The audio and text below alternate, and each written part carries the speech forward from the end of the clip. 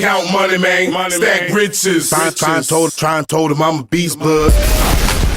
What's up, gang? Welcome back to another episode of the GRINDcast. Get ready. It's a new day, and we're going to talk about how to avoid complacency and a lack of consistency. And so I just got done having some conversations about that. So in my mind, it's hot off the press. And, so I was talking to some folks in our business that have extreme potential, and they've shown in the past, I'm talking about a sales organization. So, I was talking to some people that in the past showed that on a good month, if they're pushing, they could do $50,000 in business, in personal business themselves in a month. But then if I look at the months surrounding that, oftentimes after that or before that, there's a major drop down to 10,000 or 5,000 from 50,000. And so when I'm looking at that, on one end, what that shows me is here's the person's potential, right? And then on the other end, it's like, what the heck just happened? You go from one point, nobody can beat you, or you're in the top tier of everything. And then the very next month, there's 50 people that beat you, and you're not in the top tier of anything. But your potential and your capacity for greatness is extreme. And so that's what we want to talk about today, of how can that happen? Why does that happen? And what do we do to stop that, from happening? And so I think the first thing to go back to is to not treat the symptom and to treat the illness. And so in order to treat the illness, we have to sit down, meet with that person and say, what is your true vision here? If you tell me that your vision is, my goal is to make $30,000 in a month once a quarter, and the other 2 months I would like to take off. And so I only really, it's 10,000 a month. That could support me for 3 months, and I work real hard 1 month, and that's my vision, and that would give me enjoyment, and that's what I want to do right now. If that's what somebody wants to do, there's two things that I would do. One is I would make sure that's what they want to do, and I would say, okay, if you fast forward your life 5 years from today, what do you want out of that life? And if they say, man, I want to, buy a nice house, and I'd like to have my spouse not have to work, and I would like to have X amount of dollars in the bank, or I would like to, I try to visit with them of what do they see 5 years from today? What would they want? And if that is a big vision, then I'm explaining to them how that starts right now. It doesn't start 5 years from today. In order to get that done, you're doing that right now. Is if you want a great schedule 5 years from today, and you're telling me, man, 5 years from today, I'd like to be able to travel. I'd like to be able to be home at a decent hour. I'd like to be home by 5 o'clock most days, not have to work weekends. Then I'm explaining to them the price that has to be paid to earn that is that you're going to have to work really hard right now. And I try to connect the dots as to what it is that they ultimately want with their vision. Some people don't know how to create a vision. And so I try to sit down with them and make them think further down the road. A lot of people only think short term. Can I pay my bills today? So I made 30 grand in a month. I'm 23, 24 years old. My bills are only 5,000 for the month or 3,000. Why would I drive, myself?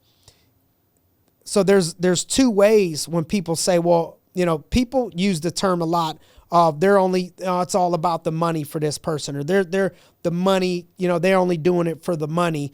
They use it for people that push themselves sometimes and buy nice things or like nice things, and people will use that. But I think you could also use it for people that lack motivation once they make money. Then doesn't that tell you that it's that it was all about the money?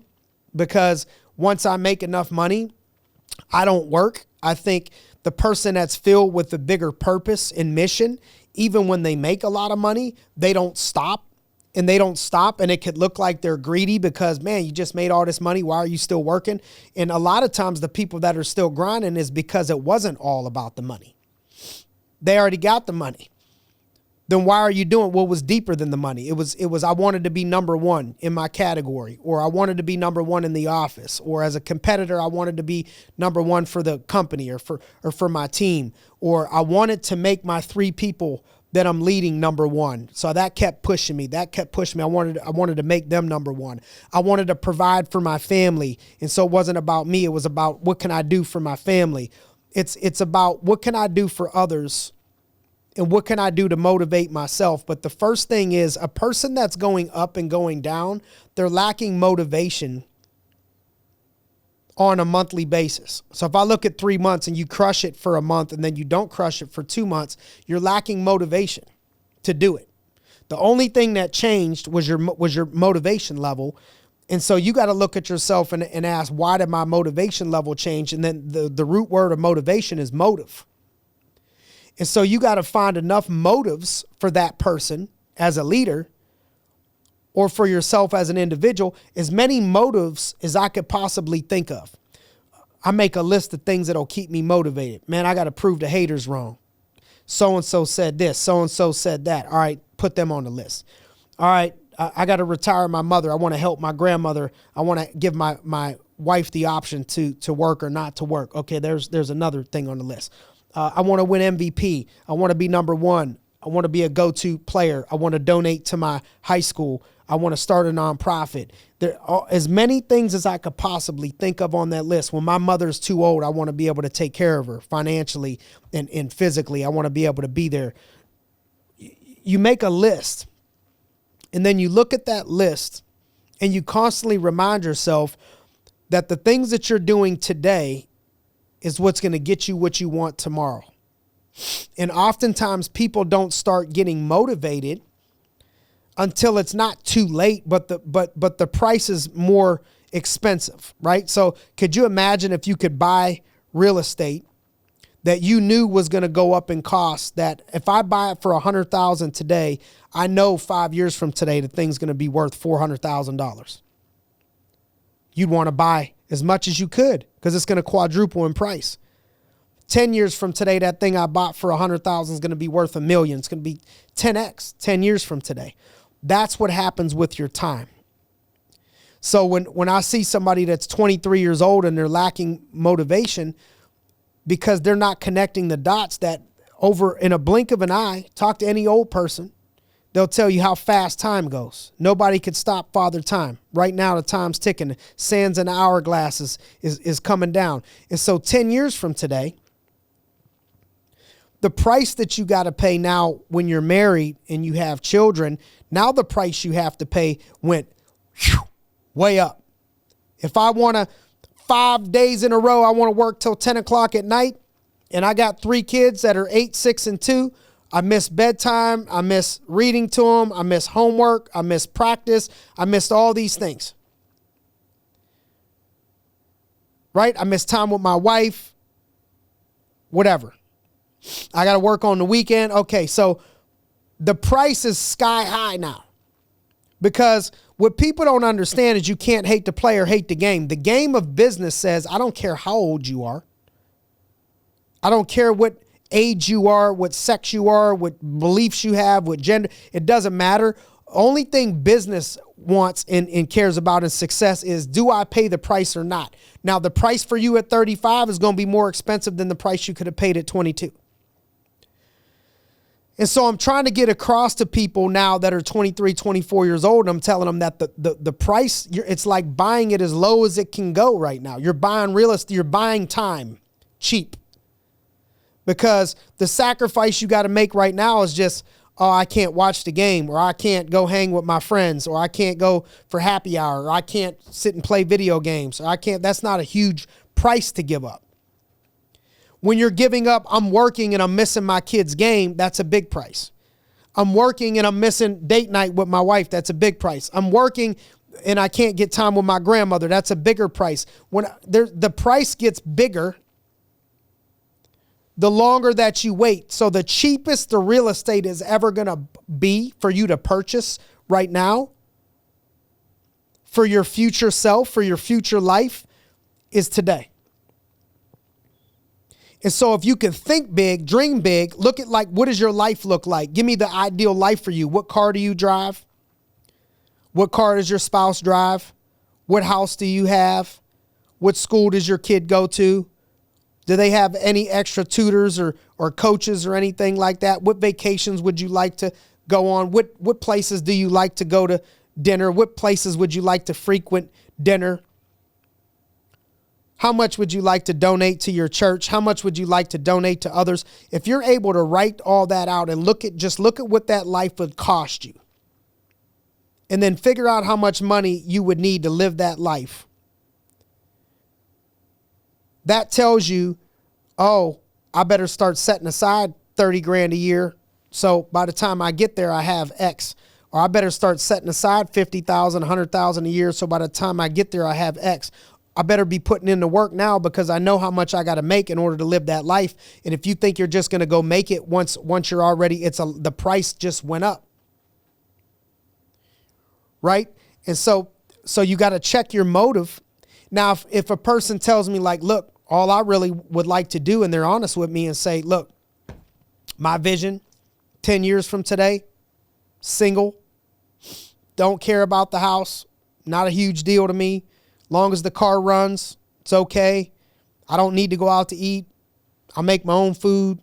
To be honest with you, a happy life to me is if I could make $5,000 a month and not have to work that much at all, and I could do the things that I want to do, I'd be happy. I'd put a different game plan together for that person. So that's the person I could work with and say, okay, if you want to work hard as crap 1 month and then not work hard the next month and then work hard 1 month and then not work at all the following month, we'll set a game plan aside. We'll still save you 50 grand a year. And at the end of 10 years, we're going to have $700,000, $800,000 set aside for you. If that turned into 10% interest, that's 70 grand a year, 80 grand a year. You could live on that principal right there if that's what you want. I'm going to coach that person that way to that. No problem. Nothing wrong with that if that's what their vision is. The issue is when you talk to somebody in they're not real. So if they say they want it all, then their actions have to align. So you have to look at yourself. If I'm out there and I'm looking at myself and I'm saying, all right, I'm one of those people that I jump high when it's time to go. When it's game time, my vertical leap in business is not many people could jump as high as I can jump. But when it's not a contest going on, it's not a push month going on, it's not a big thing, my production drops way down. That right there is the habit of a never was, could have been. That's the guy or girl that you hear about that was the playground legend, the high school athlete that could have been the best in the world.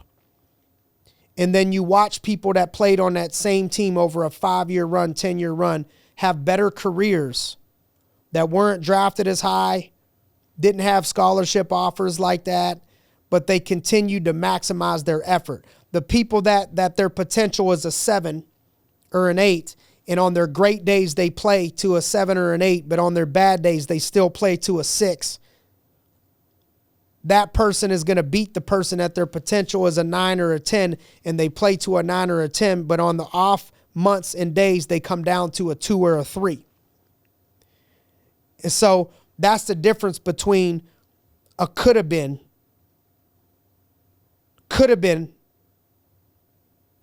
the best thing that never was, and the person that wasn't given that potential.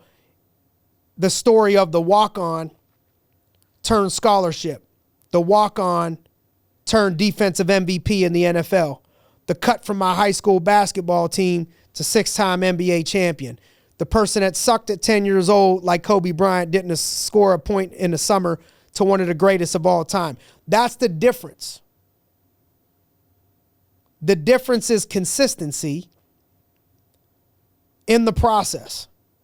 And so you yourself have to have a come to Jesus, a wake up call, if that's you right now, and you need to ask yourself, what do I want out of life?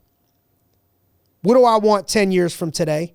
What do I want 5 years from today? Are my actions aligning with those things? How much more time am I going to waste? Am I being outworked? Am I being out coached? Like, am I more coachable than everybody else? That's the first place you got to get, you got to get competitive is I want to be the most coachable person out there. I want to be the most coachable person on my team. When somebody asks about the best work ethic, I want my coach to say this person got the best work ethic. If your coach can't say that you work the hardest and that you got the best attitude and you're the most coachable, you're leaving points on the board. You're leaving points that should be on the board because that's easy money. Being the most coachable person costs you nothing. Being the hardest working person, that's a given if you want greatness. The greats are always the hardest working people over the long haul. The person that's talented today and they don't put in the work, that person 10 years from today most likely won't be a Hall of Famer and most likely won't play to their potential. Maybe they had a good career, but they should have been the best to ever do it. Maybe they had a good career, but they didn't make the Hall of Fame. Maybe they had a good career, but they never won a Super Bowl. The people that do that, those are the ones that are inconsistent with their behavior, and they get passed up by people with less potential because that person with less potential is outworking them, being more coachable, and being more consistent. And greatness is consistency. Every year in the NBA, every year in the NFL, every year in the MLB, every year a team below 500 beats a team that's really good. Every year. So if the worst team beat the best team, or if somebody that's not that good beats somebody that's really good, that means they played to their potential one game. If all things if they made every play, that's like their potential. The other team could have brought their potential down. They could have brought themselves down below what their potential was, and it could have been a perfect storm. But the great teams, those are the ones that are good all year long. The ones that make it to the national championship. We just saw the college football playoff committee come together and pick the top 4 teams, and you see a team like Georgia, who was number 1 in the country, lose to somebody that was number 7 or number 8, and then Alabama gets in and Georgia is out. Now, I know there's a lot of different opinions of this stuff, but the analogy is one loss, one inconsistency can kick you out. To the teams that beat some of those teams already, their record might be, they might have 3 losses. They weren't consistently that great to be 11-0, 11-1, 12-1, 10-1, 10-0, whatever it is. Consistency is greatness. It's the team that the Super Bowl will be coming up pretty soon. The playoffs will be coming up. So the playoffs come out. It's the team that was consistent that made the playoffs. And now let's see who could be the most consistent, because every team is good. So you can't say, oh, I just had a big month last month. What do you expect out of me? I just played Alabama. What do you expect out of me? I expect you to go ahead and beat the next person. Because if not, you won't be the national champ. I just got done beating the Seattle Seahawks. Now you're telling me I got to beat the Steelers. Now I've just beat the Steelers. Now you're telling me I got to beat the Chiefs. I just beat the Chiefs. Now you're telling me I got to beat the Eagles. Yes, if you want to be the Super Bowl champ, you got to consistently be great, consistently be consistent every single week, playing up to your potential. And if that's exhausting to you, there's a quote that goes above our door before you come into the meeting room, and it says it's exhausting to be great. If you want to be great, be prepared to be exhausted. It's exhausting to be great. You got to exhaust yourself, everything in you. Nothing more painful to watch than people that don't exhaust themselves. If you're going to get beat, let it be because you gave it everything you had. You left no stone unturned. Don't give it to them. If you're coaching somebody like that, you gotta go right down to the root of it and ask them, make sure that they understand clearly what is their vision, what is their why, what motivates them. Make sure they're telling you the truth. Don't tell me that you got $1 million dream with a minimum wage work ethic. Be 100% honest with me. Do you want to be a Hall of Famer? Do you want to win a world title? Here's what it's going to cost you to win a world title. Here's what it's going to cost you to be a Hall of Famer. Or can you be honest with me and say, right now, all I really want is to make $100,000 and to be left alone and see if I could do it in 25 hours a week. Be honest. Your job as the coach is to get them to be honest with you, to know that you're not going to judge them and be mean to them because their vision might not align exactly what your vision is. You can't make them have the same vision that you have for them or for you. So my job as a coach is to find out what is it that they truly want, and then connect the dots for them on how being consistent, how doing this is going to get them what they want, and make sure that they understand that.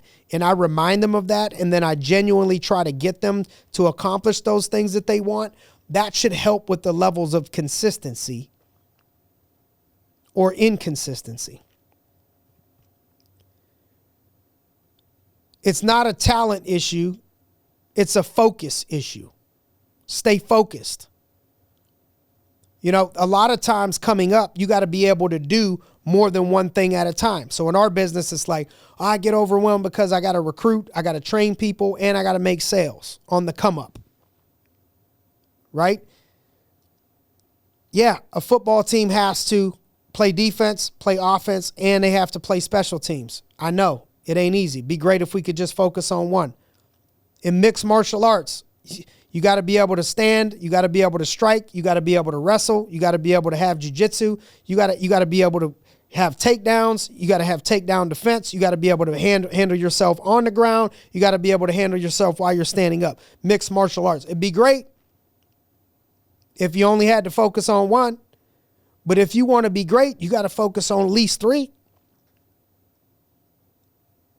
And so if I got the greatest offense, but my defense puts up just as lets them put up as many points, then, and so in our business, in your business, you probably there's like three things you got to focus on. And it can't be an excuse. So how do you do it? You put a schedule together and you say, during these hours, I'm going to focus on this one task. During these hours, I'm going to focus on this one task. And during these hours, I'm going to focus on this one task. Keyword is focus. And I'm going to stay focused and disciplined during those hours to do what I already premeditated. I already thought about what I wanted to do with my time in advance. Now all I have to do is carry that out with consistency. And this is why you got to love the process, because you can't have an emotional attachment to the result all the time in the process, because if you mark down those hours and you put your time into that and you're doing it and then you don't see the result next week or the week after, that's what stops people from being consistent, because they haven't fell in love with the process and they haven't learned to trust the process. That's why you hear people say trust the process. Is that means that do the work, do the things in the process. Even when it doesn't pay off quick enough for you, you have to trust it and continue to show up, knowing that good things are going to pan out for you. And then when obstacles arise, look at that as a way to separate yourself from the competition, because there's no man or woman on earth that won't see rainy days. There's no man or woman on earth that won't see distractions. There's no man or woman on earth that won't see death. There's no woman or man on earth that won't see adversity. And so what happens if you have your time of adversity, death or distractions or illness or whatever it is at a different period of time as somebody else, don't think that all these people just got it so sweet and you just got it so bad. Your period of time is now, their period of time is coming, or it just came. And so if I can handle my adversity and obstacle well when it's my turn, eventually when it's their turn If they don't handle adversities and obstacle well, that'll be your advantage. That'll be your edge. So at every point of your phase of the process, there's going to be difficult things that you have to do and overcome and difficult decisions that you have to make. And everybody's going to have to go through similar things. It just may not be at the same time. And so what you got to tell yourself during that process is, during that moment of, if I pass this test with flying colors, if I go all in, if I handle this, get over this adversity, this obstacle, this person ain't going to make it. These people ain't going to make it through. If there's 100 people, you ever have hard times and you're like, man, I don't know how many people that could have went through that. That's the good news, because when people come up to you and say, yeah, I'm going to beat LeBron James, I'm going to beat Michael Jordan, I'm going to have your job, I'm going to break your records. If you would have went through all these obstacles and adversities and you know what you had to do to get there, in your head you're thinking, good luck, brother, sister. You better pack a lunch, because nobody gets a free pass. They're going to have to go through obstacles like you did. They're going to have to go through adversities like you did. They're going to have to go through hard times, down times, rejection, illness, sickness, sadness, death. They're going to have to go through all these things and keep on ticking. Keep on ticking. And so what that is that becomes your toll. That becomes your pay rate to get into the next level. Your pay, your toll to go to the next level. If it's an extreme price, the good answer, the good news is that there won't be a lot of people that are willing to pay that price that are going to come to the next level with you. So that means that there's not a lot of people there at that next level. And anytime that you have a lack of supply, you have more demand, which means you get paid more, brothers and sisters. So once you get to that next level, you've separated yourself. There's not a lot of you up there. So now you get paid more, because people couldn't run the gauntlet. They tapped out. So if you're going through stuff, understand that is your toll. Pay your tolls, pay your dues. And as I close out, just so I can interact with some of you, if you heard this and you heard what I was saying, tag me on Instagram, tag me on social media, TikTok, Facebook, whatever, whatever platform, and tag tolls paid. Tolls paid, hashtag tolls paid, and tag me. So that lets me know that you're listening, lets me know that you're feeling what I'm saying. And in addition to that, if there's any special things that you would like for us to cover in the GRINDcast, if there's anything special that we could do to help you, or any topics you'd like us to touch on, send a message to the media team, send a message to myself, send a message and let us know. And we'd be glad to get back to you and maybe see if it makes a list of topics. Okay. If you found value in us today talking about how to not get complacent, how to separate yourself from average, share it with others. We don't make money on this. It costs us money. So all we're asking to do is to help and impact more people. So could you share this message with somebody that you think could benefit, would be my ask to you. And holler at us, comment, share, all that stuff. And we appreciate your time once again in the GRINDcast studio. So thanks for joining us on another episode of the GRINDcast. Get ready. It's a new day.